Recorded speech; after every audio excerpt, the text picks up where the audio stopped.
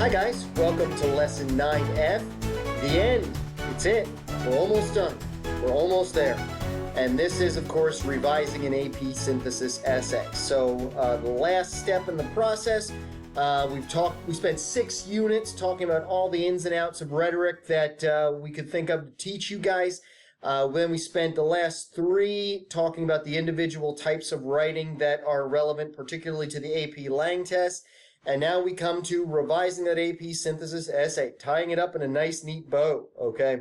So, again, just like with the argumentation revisions, there's a lot that's going to be repetitive here, a lot that we've talked about in the past, a lot that should be obvious, but that's how we learn, and maybe for you when something isn't obvious and you just want to make sure that you're doing it and you're doing it right and you're getting the highest possible score that you can get when the time comes, okay? So, here we go, revising an AP synthesis essay, all right? So first off, again, of course, obviously reread the entire essay for comprehension. Does it make sense?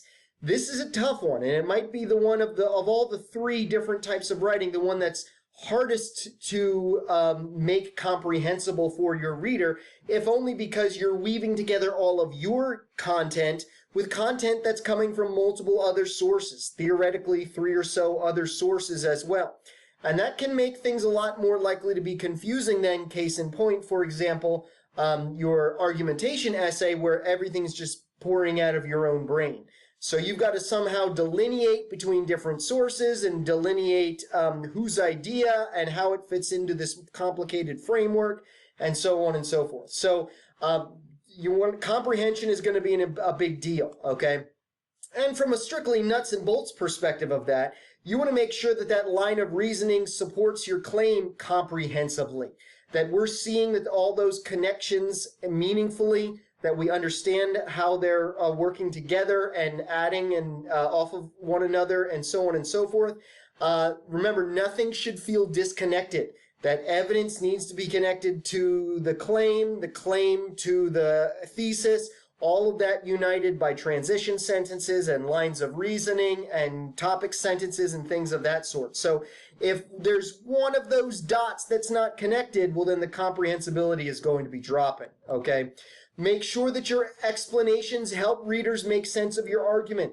Okay, we shouldn't be more confused because you've explained the quote than we would be if you just included the quote. It's to help us. It's to see how that's going to be contributing to your overall thesis, and you don't want to leave us more confused than we would be just if you did quote dump. Now, I'm not saying quote dump, but don't confuse us in your explanation in order to avoid quote dumping, okay? Of course, go back and take a second look at that introductory paragraph and thesis statement. Is the thesis clear? Again, does it have that one viable opinion that you're supposed to have in this case, particularly going beyond just summary or paraphrasing one of the texts or the prompt or anything along those lines? Does it take a position? Is it an audacious position that goes out on a limb and really has something interesting and unique to say? And am I going to walk away from reading your introduction and say, bam, that's the thesis right there. I know it for a fact. Why? Because it sounds like a thesis and does everything that a thesis is supposed to do. So keep that in mind. Does it present a claim that requires defense? Again, it's not just stating a fact, and it's not stating an opinion that is so believable and unanimous among the readers that you don't even have to defend it because we already believe it. Okay, make sure that it's got a claim and that claim is defendable and needs to be defended. Okay? Does that introductory paragraph also preview your argument? Do we get some sense of what the overall structure is going to look like of your entire paper? Does it allude to or hint what your major claims and major topic sentences are going to be addressing? Okay, we want to get some sense of the structure from there in that introductory paragraph so that we're not completely unaware of the path that you're going to lead us down to the ultimate conclusion, okay? Go into those body paragraphs and take a second look at your topic sentences. Do they each support the thesis? Or do they maybe seem tangential? And maybe you in your head know that they're not tangential, but maybe they read in a way that seems tangential, in which case you're probably going to want to tweak them a little bit. So we can't help but identify the fact that that topic sentence is connected back to that thesis, okay? and we see how it includes a claim that is going to help you to argue that thesis. All right. What bridge does it provide between your thesis and the evidence in your paragraph? And keep in mind, this is an important component of line of reasoning. Okay, that's the glue that takes you from that the thesis up in your intro to the evidence that's in that body paragraph. Okay, so that topic sentence is the first glue. You're also going to use tape, which is the commentary, but it's the glue that's holding things together. Okay, double check your evidence. Okay. How have you balanced an appropriate number of sources given the length of your essay? So remember, you've got approximately 50 minutes or so to write this essay. As a consequence of that, okay, is it the right number of sources? Have you used 2 to 3 sources? Do you have too many sources that you're trying to glue into there? That could be problematic as well. So you want to make sure that you're cautious of that moving into that, okay? So the right number of sources, not too few, not too many, based on the length of your essay. Have you included the most relevant evidence available to support the claim in the topic sentence of each body paragraph? Okay. Remember, you're choosing the best evidence from all 7 of those sources. Okay. So if you're doing this in a timed environment, you might not be able to go back and take a second look at all of those sources. But if you aren't doing it in a timed environment, then that might be a good step to take at this point. Go back and look at all of those sources and ask yourself, have I really used the best evidence that is available to me right now? Or have I maybe missed some of the key things that would really help to push my rhetoric to the next level? Okay, so have you included the most relevant evidence for the claim, for the topic sentence of each body paragraph? Okay, don't forget to evaluate your commentary. Remember, that's the tape that goes along with the glue, as I mentioned a couple of minutes ago. What relationships does it establish between the evidence you've selected and the claim in the topic sentence? So it's making sure that all of that line of reasoning goes from evidence to topic sentence, which is also houses the claim, back to thesis, which houses your main argument and position. So make sure that it's doing what it's supposed to do. It's accomplishing its goal.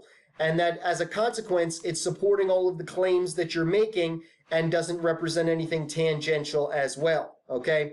Go in there and reread that conclusion. How does it establish why your argument is important? Remember, that's that trickiness of the conclusion, where on one hand, you have to restate some things that you've already said, but on the other hand, you have to make it unique and different and not just regurgitation.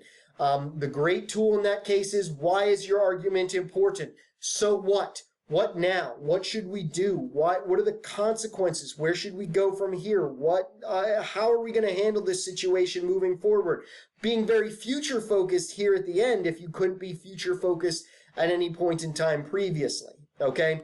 How does it connect to the larger concept or to the world outside the sources and prompt? So remember, your whole essay is going to be very much reliant on those sources, whichever sources you choose from that body of 7 or 8 that the AP Lang test gives you. Now's the time to step back and say, okay, let's forget about the sources for a second. This whole great big thesis that I've been arguing to you, it's relevant in the world because, it's relevant in our country because, it's relevant to the society because. How does it fit into this great big larger context, okay? Don't forget to reread for spelling and grammar. This is the whole proofreading thing. Have you used any resources that are at your disposal to correct typos, sentence fragments, run-ons, other easy-to-spot errors? As I've said to you before, don't forget, if you have someone proofreading your essay and they leave suggestions on the doc, make sure that you either click the check mark or the X to accept them or deny them.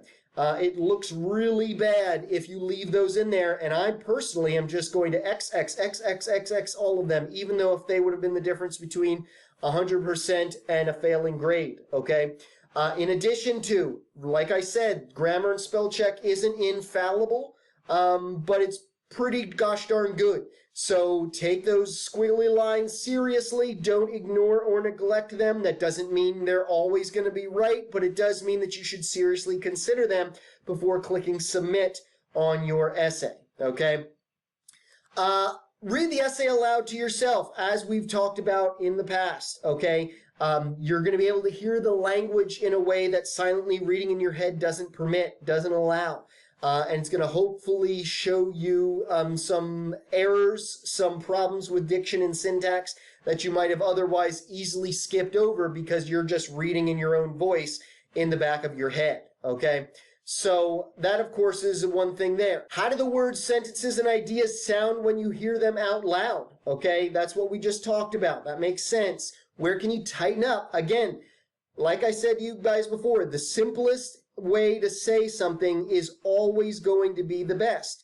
Sometimes the simplest way to say something is really long and complicated, rhetorically speaking, but that doesn't mean that we shouldn't strive for that simplification, diction, syntax. What is the most effective diction and syntax? Not the most complex, not the most involved, but the most effective, which might be the most complex and involved, but isn't necessarily, okay? And is there any place where you can add any transitional words and phrases to smooth out those ideas and draw the connections between things that need connections, that make things flow from one idea to another in a more helpful and meaningful and fluid manner? Any words, phrases, clauses, whatever the case may be, so that don't have any jarring shifts in topic or evidence or sources or things of that sort, okay? Step away from your essay for as long as you can and return to your work with fresh eyes. So as I've mentioned to you before, that is something that's indispensable for, like, writers, okay? And I understand you don't have that on the AP Lang test where you've got about 45 minutes to undertake this process. But if you do have the opportunity, do it, okay?